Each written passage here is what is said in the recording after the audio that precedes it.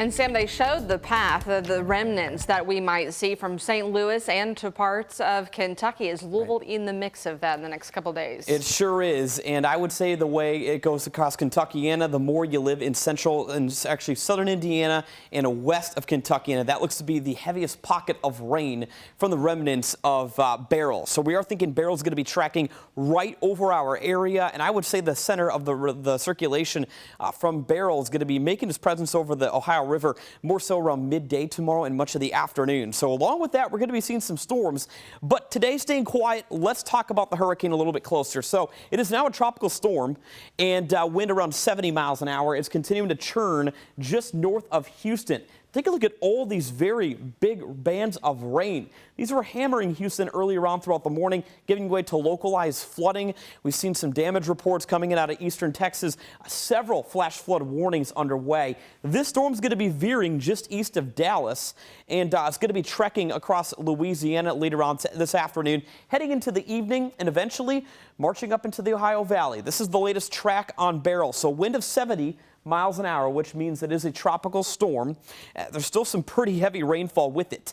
So again, even though it's a tropical storm, there will be some flooding underway as far inland as Arkansas and maybe even possibly as north as western Kentucky. So we're going to be watching this system pretty closely. It's still trekking northeast at 13 miles an hour, projected to be getting into our area tomorrow afternoon and going into tomorrow night. But we can take a nice deep breath right now. For the time being, we're dealing with quiet weather when it comes to our local forecast for now, before we do notice some showers and storms tomorrow and some more rain possible on Wednesday.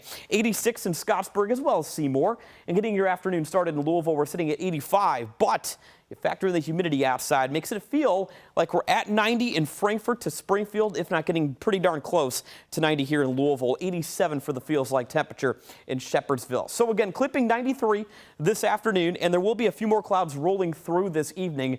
We'll be hanging on to some mid to upper 90s with that feels like temperature all the way until about 4 p.m. today, and still staying pretty darn humid into the course of the evening tonight as well.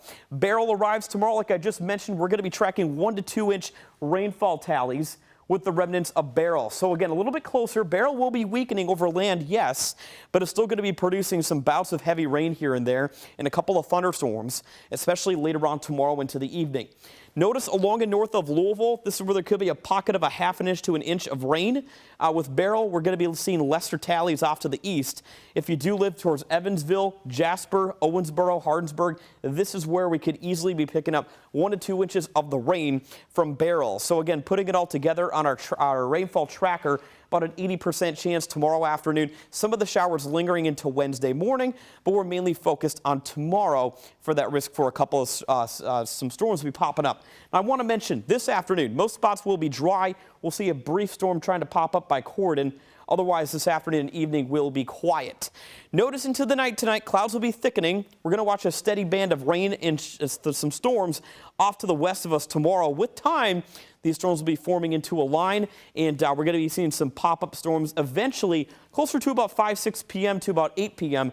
These storms will really be bringing in some heavy rainfall. We could see a brief spin-up tornado. So along with that, this is that forecast from the Storm Prediction Center of a marginal risk, which is level 1 out of 5 for the concern of severe weather. But a quick heads up that 1 or 2 storms with the Beryl remnants tomorrow could be turning severe. And there's our 7-day forecast. A hot and sunny weekend ahead. Brooke, back to you.